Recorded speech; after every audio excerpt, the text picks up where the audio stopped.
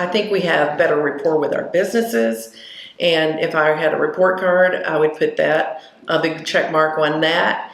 And we have integrated tourism into the economic development message. Tourism is economic development. It's one of the drivers of our economy, one of the pillars of our economy. And I think that we are a much better asset to our tourism businesses than we were before. So we just launched an enterprise zone right here in Easton. We partnered with the Easton Economic Development Corporation, and that's a really fabulous tool that businesses can use if they're expanding and hiring more people to get income and property tax credits. We're also working on a clean energy incentives, so businesses that want to upgrade to energy efficient lighting or HVACs, things like that, put solar on their roof. It's actually zero down financing to finance projects like that. So that's actually making its way through the legislative process now. So in very quick succession, we've brought on a lot of really helpful tools. And now, again, it kind of relates back to the storytelling. How do you convey and communicate all of those resources to your businesses so that they can take advantage of it?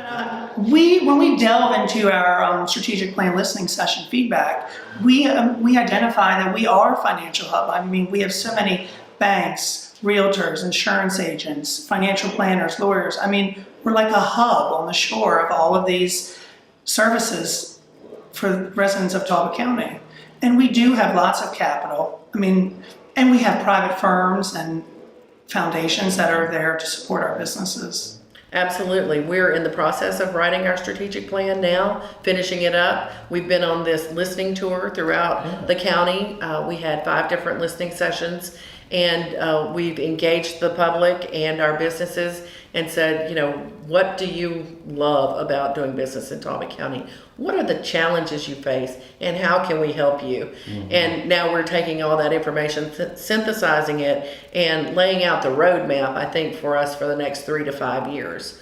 So that's been a wonderfully exciting process, I think, because we've had such wonderful interactions with so many people. It was really fascinating to see, despite doing 5 separate sessions, just how similar the feedback was that we got from each of those sessions in terms of what the strengths were here, what were some of the challenges, and then how we could be helpful. So even though we got pages and pages and pages of notes because we wrote down everybody's comment, by the time you go through it all and delete the redundancies, you're actually left with a short working document, which is great for us because you can really build an action-oriented plan around something like that. So, and that's exactly what we plan on doing. We don't want this to be something that's just, left on the shelf to gather dust.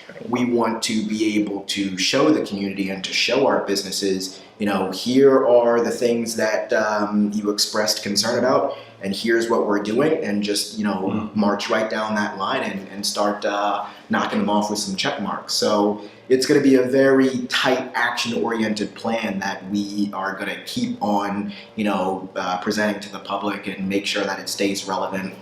This is not something that we just do for the sake of doing to then put on the shelf, because that's just not the way we operate either.